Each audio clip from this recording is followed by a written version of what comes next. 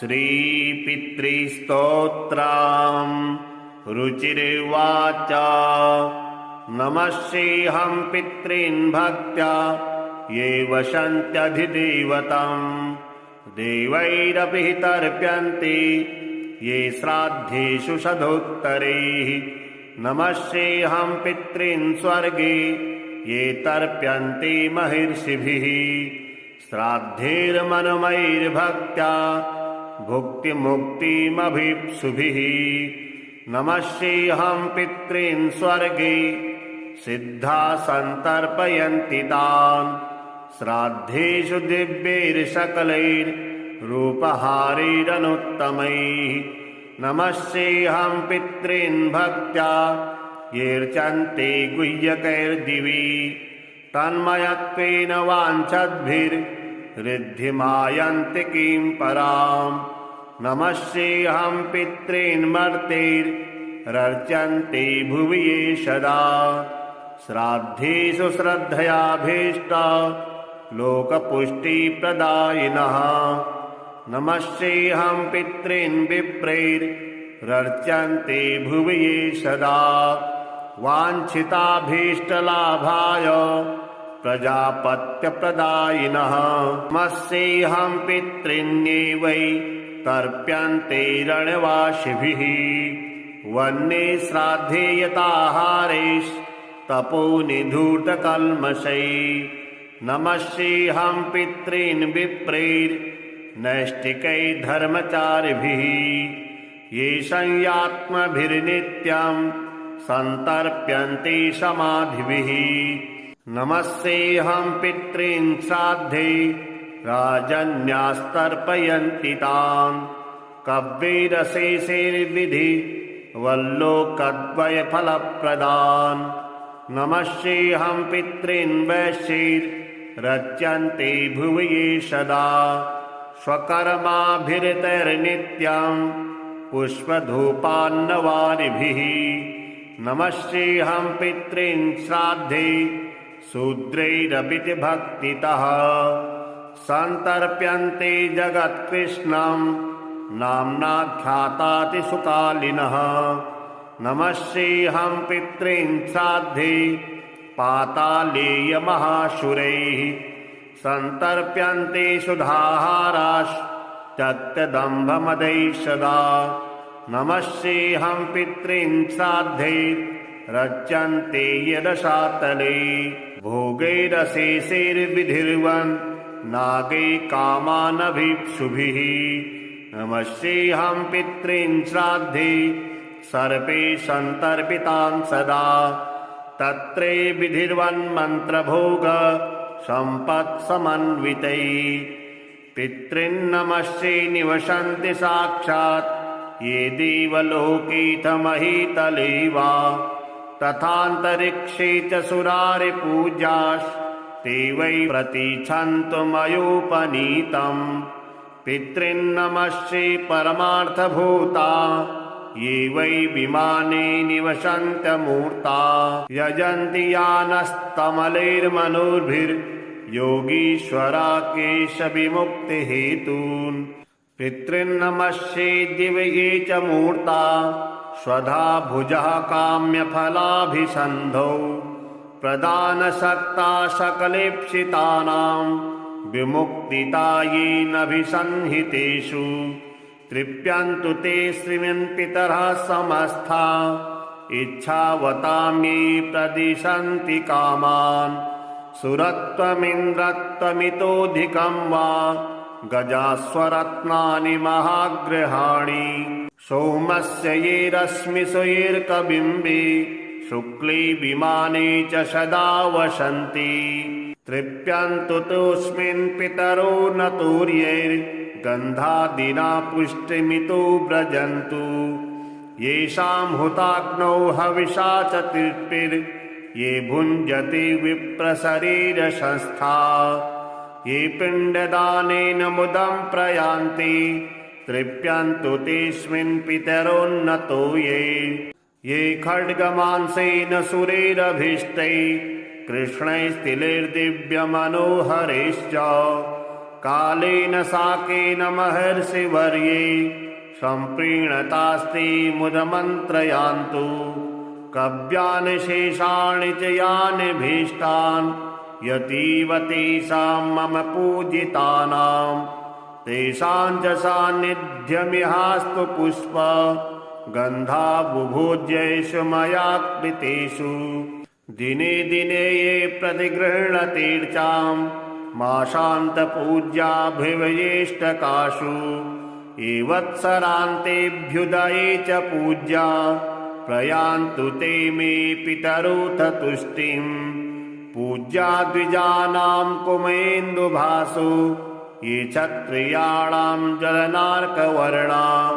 तथा विशान्ते कनकावदाता नीलिप्रभाशूद्रजनश्च ये च तेऽस्मिन् समस्ता मम पुष्पगन्धा धूपाम्भुजोज्जादिनिवेदनेन तथा निग्रहोमेन च यान्ति तृप्तिं सदा पितृभ्यः प्रणतोऽस्मि तेभ्यः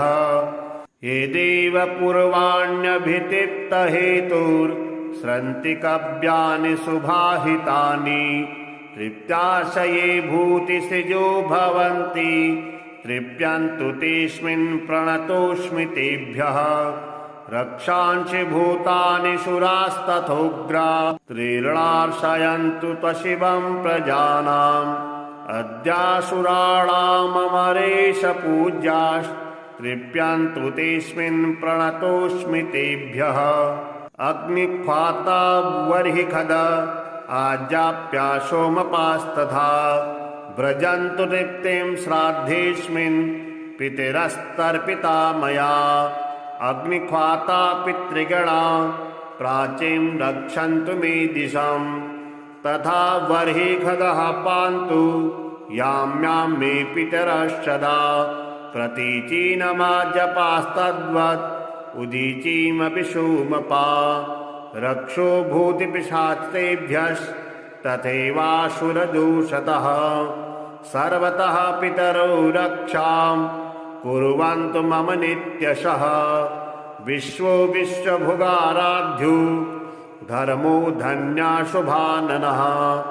भूदितो भूतिकृद्भूति पितॄणां च ये गणा इव कल्याणः कल्यदः कर्ता कल्यः कल्यतराश्रयः कल्यता हेतुरग्नः षड्मेते गणा स्मृता वरो वरेण्यो वरदस्तुष्टिदः पुष्टिदस्तथा विश्वपाता तथा धाता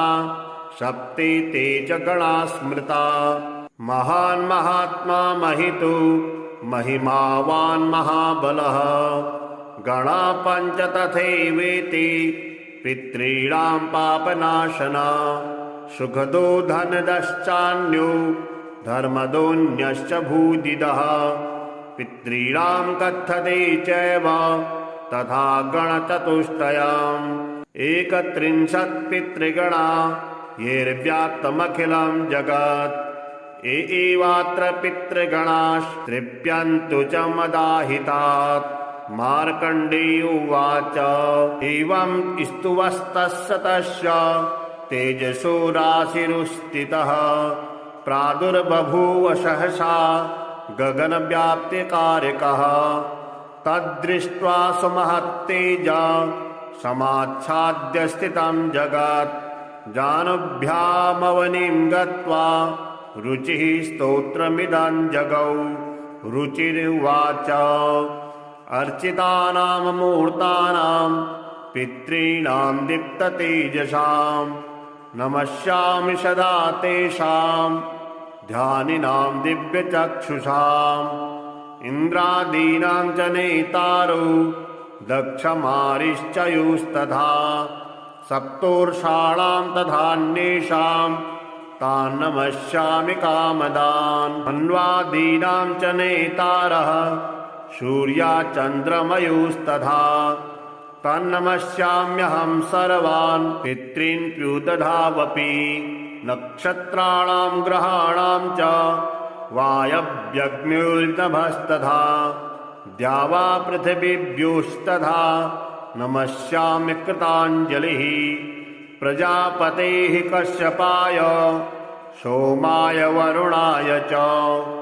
योगेश्वरेभ्यश्च सदा नमस्यामि कृताञ्जलिः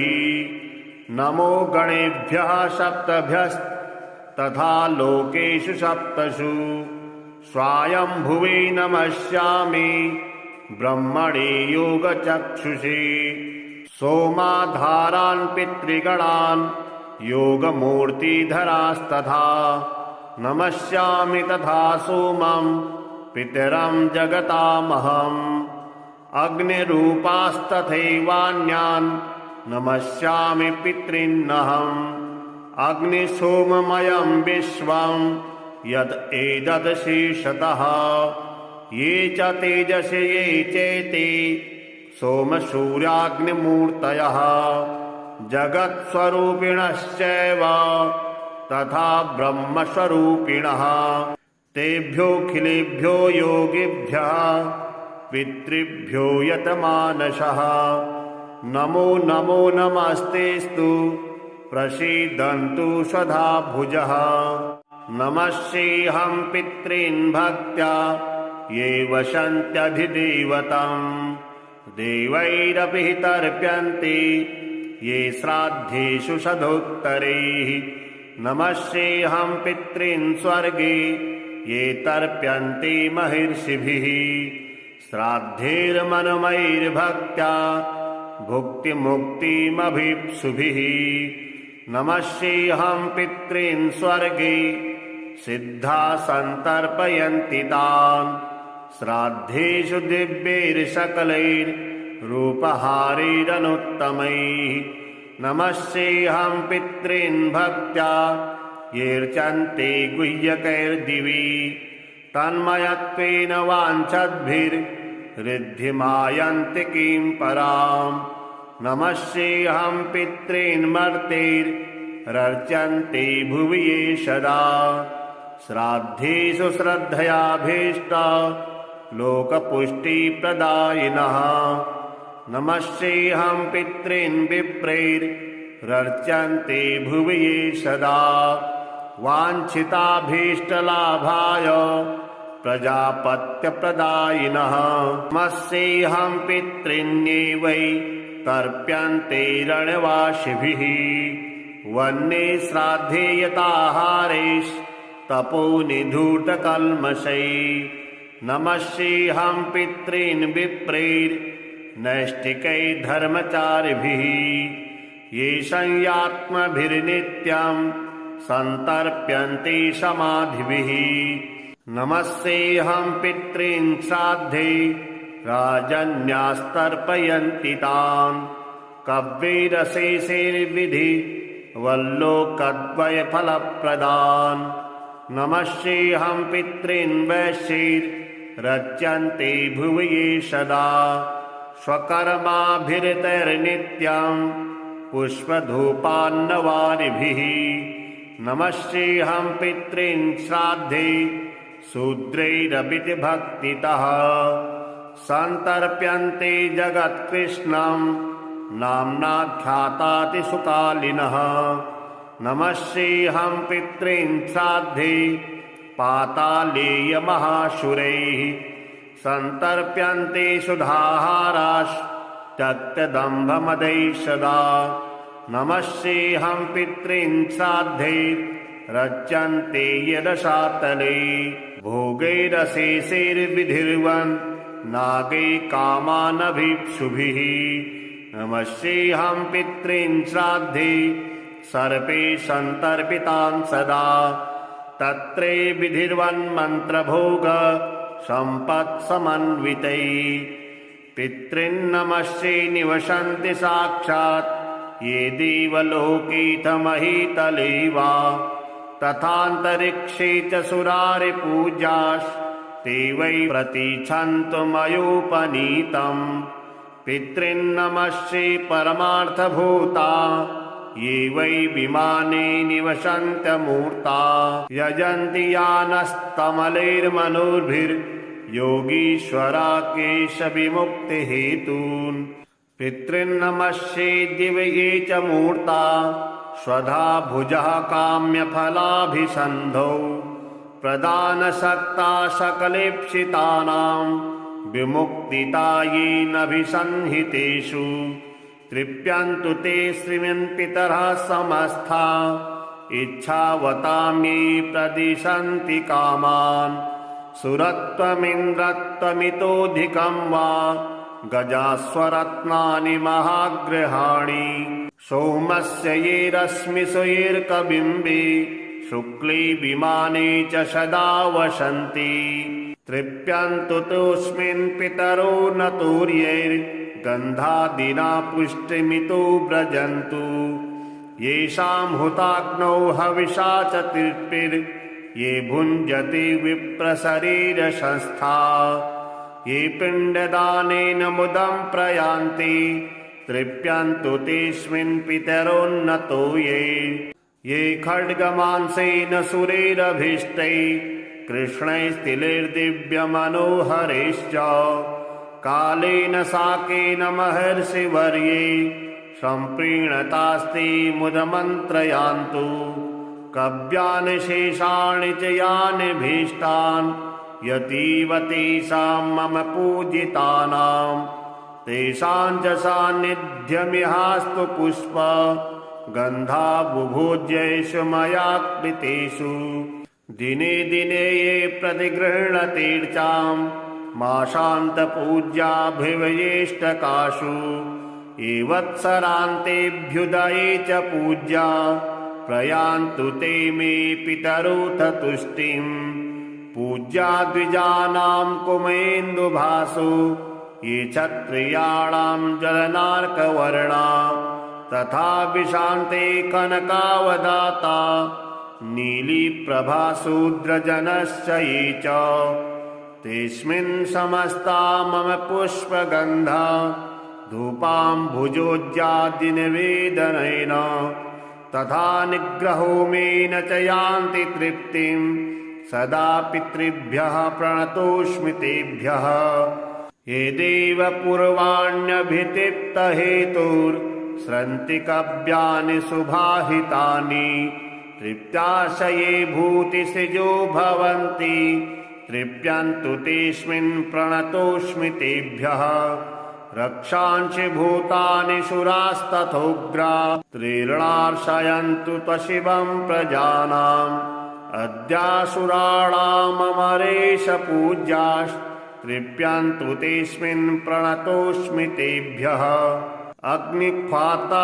वर्हिखद आजाप्या सोमपास्तथा व्रजन्तु तृप्तिं श्राद्धेऽस्मिन् पितरस्तर्पिता मया अग्निख्वाता पितृगणा प्राचीं रक्षन्तु मे दिशम् तथा वर्हिखदः पान्तु याम्यां मे पितरश्चदा प्रतीचीनमाजपास्तद्वत् उदीचीमपि सोमपा रक्षो भूतिपिशाचेभ्यस्तथैवासुरदूषतः सर्वतः पितरो रक्षां कुर्वन्तु मम नित्यशः विश्वो विश्वभुगाराध्यो धर्मो धन्या शुभाननः भूदितो भूतिकृद्भूति पितॄणां च ये गणा इव कल्याणः कल्यदः कर्ता कल्यः कल्यतराश्रयः कल्यता हेतुरग्नः षड्मेते गणा स्मृता वरो वरेण्यो वरदस्तुष्टिदः पुष्टिदस्तथा विश्वपाता तथा धाता सप्ते ते च गणा स्मृता महान् महात्मा महितो महिमावान् महाबलः गणा पञ्च तथैवेति पितॄणां पापनाशना सुखदो धनदश्चान्यो धर्मदोऽन्यश्च भूदिदः पितॄणां कथ्यते चैव तथा गणचतुष्टयाम्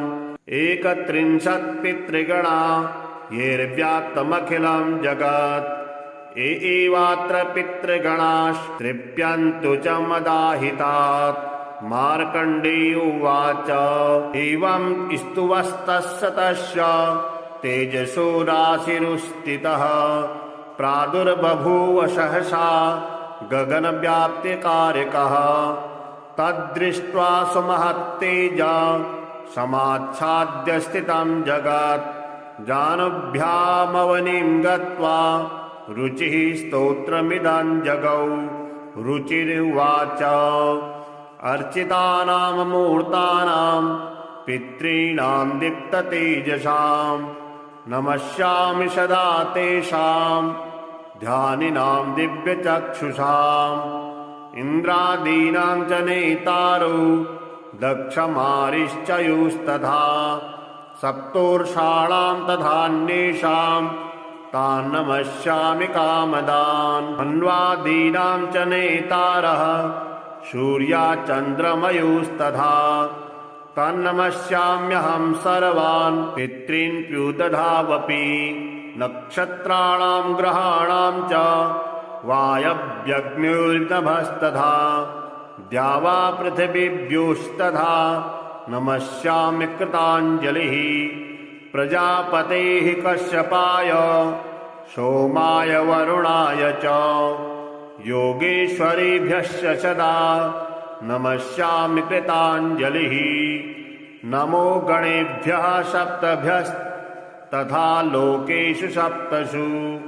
स्वायंभुवे नमस्यामि ब्रह्मणे योगचक्षुषे सोमाधारान् पितृगणान् योगमूर्तिधरास्तथा नमस्यामि तथा सोमं पितरं जगतामहम् अग्निरूपास्तथैवान्यान् नमस्यामि पितॄन्नहम्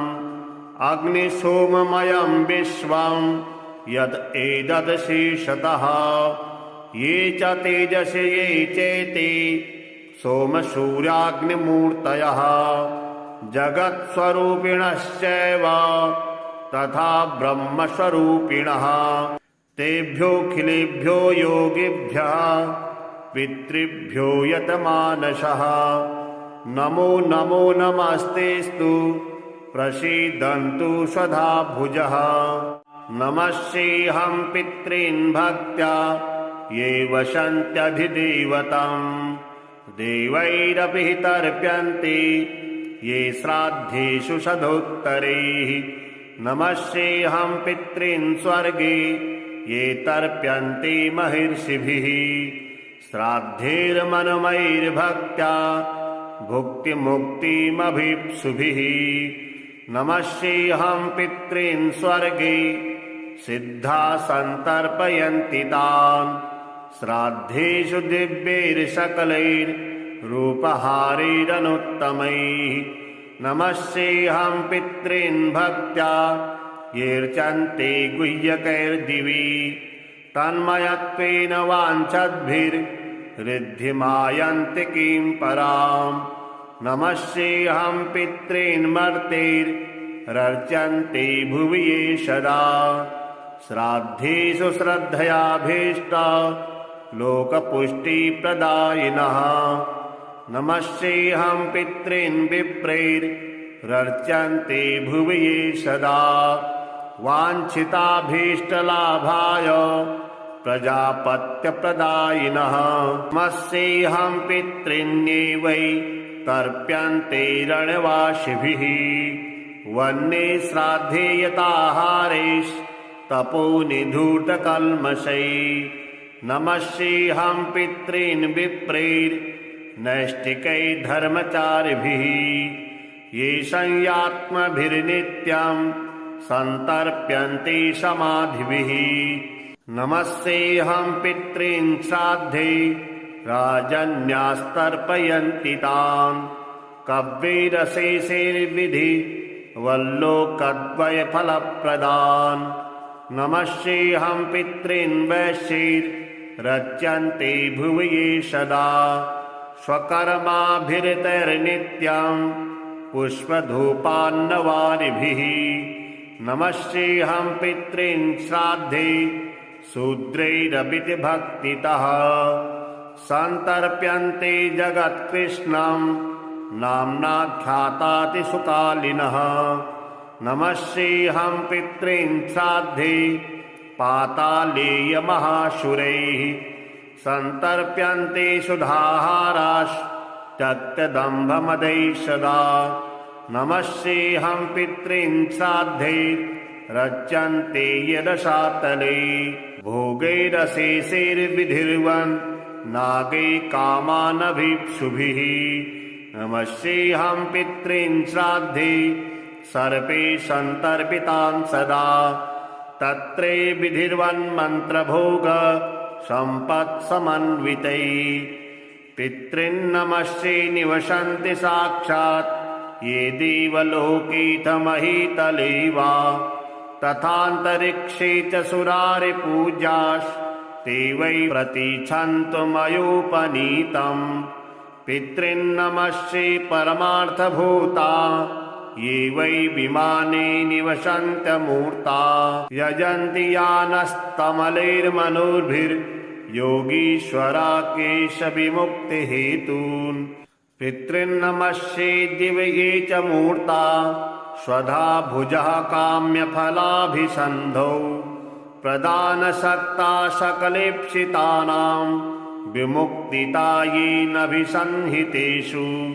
तृप्यन्तु ते श्रीमन्पितरः समस्ता इच्छावतां ये प्रदिशन्ति कामान् सुरत्वमिन्द्रत्वमितोऽधिकं वा गजास्वरत्नानि महागृहाणि सोमस्य ये रश्मिसुयैर्कबिम्बे शुक्ले विमाने च सदा वसन्ति तृप्यन्तु तोऽस्मिन् पितरो न तूर्यैर्गन्धादिना पुष्टिमितो व्रजन्तु येषां हुताग्नौ हविषा च तृप्तिर्ये भुञ्जति विप्रशरीरसंस्था ये पिण्डदानेन मुदं प्रयान्ति तृप्यन्तु तेऽस्मिन् पितरोन्नतो ये खड्गमांसेन सुरैरभीष्टैः कृष्णैस्तिलैर्दिव्यमनोहरैश्च कालेन साकेन महर्षिवर्ये सम्प्रीणतास्ते मुदमन्त्रयान्तु कव्यानि शेषाणि च यानि भीष्टान् यतीव तेषां मम पूजितानां तेषां च सान्निध्यमिहास्तु पुष्प गन्धा बुभोज्येषु मया कृतेषु दिने दिने ये प्रतिगृह्णतीर्चां माशान्तपूज्याभिवयेष्टकाशु ये वत्सरान्तेऽभ्युदये च पूज्या प्रयान्तु ते मे पितरोऽथ तुष्टिम् पूज्या द्विजानां कुमेन्दुभासु ये क्षत्रियाणां जलनार्कवर्णा तथा विशान्ते कनकावदाता नीलीप्रभाशूद्रजनश्च ये च तेऽस्मिन् समस्ता मम पुष्पगन्धा धूपाम्भुजोज्जादिनिवेदनेन तथा निग्रहोमेन च यान्ति तृप्तिम् सदा पितृभ्यः प्रणतोऽस्मि तेभ्यः ये देव पूर्वाण्यभितिप्तहेतुर्स्रन्ति कव्यानि सुभाहितानि तृप्त्याशये भूतिसृजो भवन्ति तृप्यन्तु तेऽस्मिन् प्रणतोऽस्मि तेभ्यः रक्षांसि भूतानि सुरास्तथोग्रा त्रीर्णार्षयन्तु त्वशिवं प्रजानाम् अद्यासुराणाममरेश पूज्यास्तृप्यन्तु तेऽस्मिन् प्रणतोऽस्मि तेभ्यः अग्निख्वाता वर्हिखद आज्याप्या सोमपास्तथा व्रजन्तु तृप्तिं श्राद्धेऽस्मिन् पितरस्तर्पिता मया अग्निख्वाता पितृगणा प्राचीं रक्षन्तु मे दिशम् तथा वर्हिखगः पान्तु याम्यां मे पितरश्चदा प्रतीचीनमाजपास्तद्वत् उदीचीमपि सोमपा रक्षो भूतिपिशाचेभ्यस्तथैवासुरदूषतः सर्वतः पितरो रक्षां कुर्वन्तु मम नित्यशः विश्वो विश्वभुगाराध्यो धर्मो धन्याशुभाननः भूदितो भूतिकृद्भूति पितॄणां च ये गणा इव कल्याणः कल्यदः कर्ता कल्यः कल्यतराश्रयः कल्यता हेतुरघ्नः षड्मीति गणा स्मृता वरो वरेण्यो वरदस्तुष्टिदः पुष्टिदस्तथा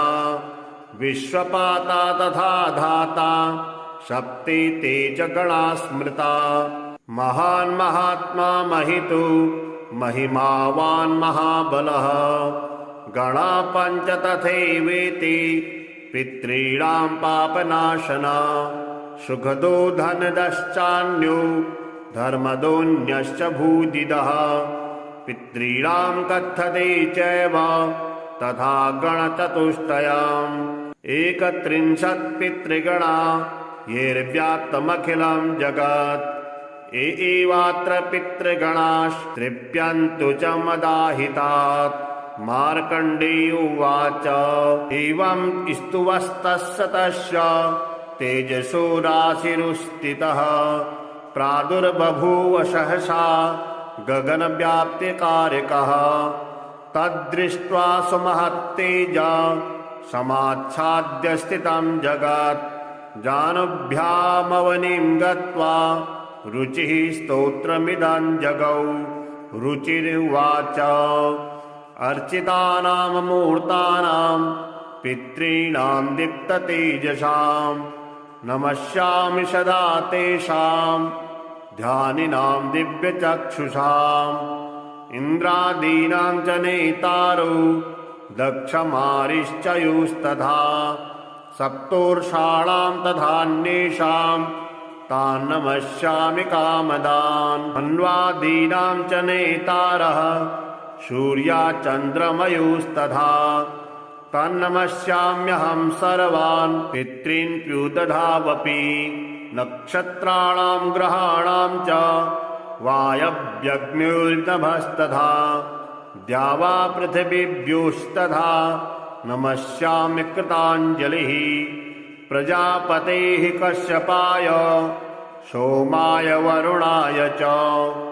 योगेश्वरेभ्यश्च सदा नमस्यामि कृताञ्जलिः नमो गणेभ्यः सप्तभ्यस्तथा लोकेषु सप्तसु स्वायम्भुवे नमस्यामि ब्रह्मणे योगचक्षुषे सोमाधारान् पितृगणान् योगमूर्तिधरास्तथा नमस्यामि तथा सोमं पितरं जगतामहम् अग्निरूपास्तथैवान्यान्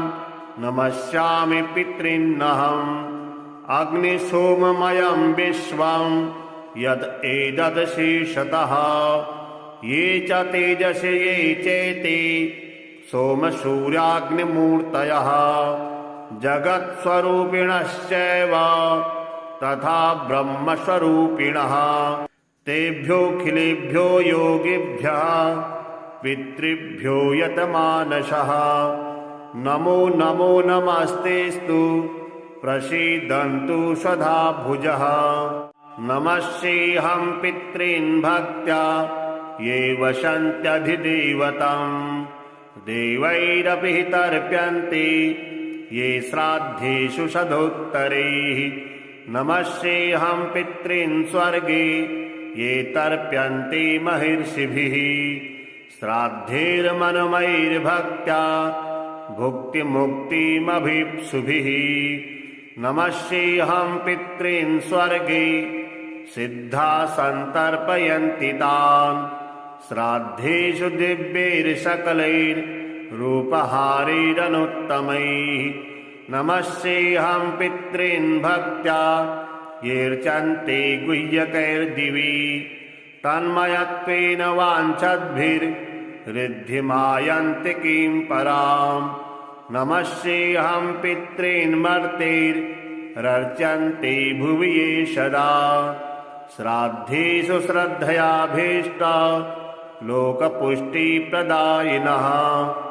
नमस्येऽहं पितॄन् विप्रैर् रर्च्यन्ते भुवि ये सदा वाञ्छिताभीष्टलाभाय प्रजापत्यप्रदायिनः नमस्तेऽहं पितॄन्ये वै तर्प्यन्ते रणवासिभिः वन्ये श्राद्धे यताहारेस्तपोनिधूतकल्मषै नमस्तेऽहं पितॄन् विप्रैर्नैष्ठिकैः धर्मचारिभिः ये संयात्मभिर्नित्यं सन्तर्प्यन्ते समाधिभिः नमस्तेऽहं पितॄन् श्राद्धे राजन्यास्तर्पयन्ति तान् कव्यैरशेषैर्विधि वल्लोकद्वयफलप्रदान् नमस्तेऽहं पितॄन् वैश्यैर्रच्यन्ते भुवि ये सदा स्वकर्माभिरतैर्नित्यं पुष्पधूपान्नवारिभिः नमस्तेऽहं पितॄन् श्राद्धे शूद्रैरपिति भक्तितः सन्तर्प्यन्ते जगत्कृष्णं नाम्नाख्यातातिसुकालिनः नमस्तेऽहं पितॄन् श्राद्धे पातालेयमहाशुरैः सन्तर्प्यन्ते सुधाहाराश्चक्तदम्भमदैः सदा नमस्तेऽहं पितॄन् श्राद्धे रच्यन्ते यदशातले भोगैरशेषैर्विधिर्वन् नागै कामानभिप्सुभिः नमस्तेऽहं पितॄन् श्राद्धे सर्पे सन्तर्पितान् सदा तत्रे विधिर्वन्मन्त्रभोग सम्पत्समन्वितैः पितॄन्नमस्ते निवसन्ति साक्षात् ये देवलोकेऽथ महीतले वा तथान्तरिक्षे च सुरारिपूज्यास्ते वै प्रतीच्छन्तु मयोपनीतम् पितॄन्नमस्ते परमार्थभूता ये वै विमाने निवसन्तमूर्ता यजन्ति यानस्तमलैर्मनोभिर्योगीश्वरा केशविमुक्तिहेतून् पितॄन्नमस्ते दिव्ये च मूर्ता स्वधा भुजः काम्यफलाभिसन्धौ प्रदानसक्ता सकलेप्सितानां विमुक्तिता येनभिसंहितेषु तृप्यन्तु ते श्रीमन्पितरः समस्ता इच्छावतां ये प्रदिशन्ति कामान् सुरत्वमिन्द्रत्वमितोऽधिकं वा गजास्वरत्नानि महागृहाणि सोमस्य ये रश्मिषु येऽर्कबिम्बे शुक्ले विमाने च सदा वसन्ति तृप्यन्तु तोऽस्मिन् पितरो न तूर्यैर्गन्धादिना पुष्टिमितो व्रजन्तु येषां हुताग्नौ हविषा च तृप्तिर्ये भुञ्जति विप्रशरीरसंस्था ये पिण्डदानेन मुदं प्रयान्ति तृप्यन्तु तेऽस्मिन् पितरोन्नतो ये खड्गमांसेन सुरैरभीष्टैः कृष्णैस्तिलैर्दिव्यमनोहरैश्च कालेन साकेन महर्षिवर्ये सम्प्रीणतास्ते मुदमन्त्रयान्तु कव्यानि शेषाणि च यानि भीष्टान् यतीव तेषां मम पूजितानां तेषां च सान्निध्यमिहास्तु पुष्प गन्धा बुभोज्येषु मया कृतेषु दिने दिने ये प्रतिगृह्णतीर्चां मासान्तपूज्याभिवयेष्टकाशु ये वत्सरान्तेऽभ्युदये च पूज्या प्रयान्तु ते मे पितरोऽथ तुष्टिम् पूज्या द्विजानां कुमेन्दुभासु ये क्षत्रियाणां जलनार्कवर्णा तथा विशान्ते कनकावदाता नीलीप्रभाशूद्रजनश्च ये च तेऽस्मिन् समस्ता मम पुष्पगन्धा धूपाम्भुजोज्जादिनिवेदनेन तथा निग्रहोमेन च यान्ति तृप्तिं सदा पितृभ्यः प्रणतोऽस्मि तेभ्यः ये देव पूर्वाण्यभितिप्तहेतुर् स्रन्ति कव्यानि सुभाषितानि तृप्त्याशये भूतिसृजो भवन्ति तृप्यन्तु तेऽस्मिन् प्रणतोऽस्मि तेभ्यः रक्षांसि भूतानि सुरास्तथोग्रा त्रीर्णार्षयन्तु त्वशिवं प्रजानाम् अद्यासुराणाममरेश पूज्यास्तृप्यन्तु तेऽस्मिन् प्रणतोऽस्मि तेभ्यः अग्निख्वाता वर्हिखद आजाप्या सोमपास्तथा व्रजन्तु तृप्तिं श्राद्धेऽस्मिन् पितरस्तर्पिता मया अग्निख्वाता पितृगणा प्राचीं रक्षन्तु मे दिशम् तथा वर्हिखदः पान्तु याम्यां मे पितरश्चदा प्रतीचीनमाजपास्तद्वत् उदीचीमपि सोमपा रक्षो भूतिपिशाचेभ्यस्तथैवासुरदूषतः सर्वतः पितरो रक्षां कुर्वन्तु मम नित्यशः विश्वो विश्वभुगाराध्यो धर्मो धन्या शुभाननः भूदितो भूतिकृद्भूति पितॄणां च ये गणा इव कल्याणः कल्यदः कर्ता कल्यः कल्यतराश्रयः कल्यता हेतुरघ्नः षड्मीति गणा स्मृता वरो वरेण्यो वरदस्तुष्टिदः पुष्टिदस्तथा विश्वपाता तथा धाता सप्ते ते च गणा स्मृता महान् महात्मा महितो महिमावान् महाबलः गणा पञ्च तथैवेति पितॄणां पापनाशना सुखदो धनदश्चान्यो धर्मदोऽन्यश्च भूदिदः पितॄणां कथ्यते चैव तथा गणचतुष्टयम् 31 पितृगणा येर्व्याप्तमखिलं जगत् एवात्र पितृगणास्तृप्यन्तु च मदाहितात् मार्कण्डेय उवाच एवं स्तुवस्तस्य तस्य तेजसो राशिरुस्थितः प्रादुर्बभूव सहसा गगनव्याप्तिकारकः तद्दृष्ट्वा सुमहत्तेजा समाच्छाद्य स्थितं जगत् जानुभ्यामवनिं गत्वा रुचिः स्तोत्रमिदं जगौ रुचिरुवाच अर्चितानां मूर्तानां पितॄणां दीप्ततेजसां नमस्यामि सदा तेषां ध्यानिनां दिव्यचक्षुषाम् इन्द्रादीनां च नेतारो दक्षमारिश्चयुस्तथा सप्तोर्षाणां तथान्येषां तान् नमस्यामि कामदान् मन्वादीनां च नेतारः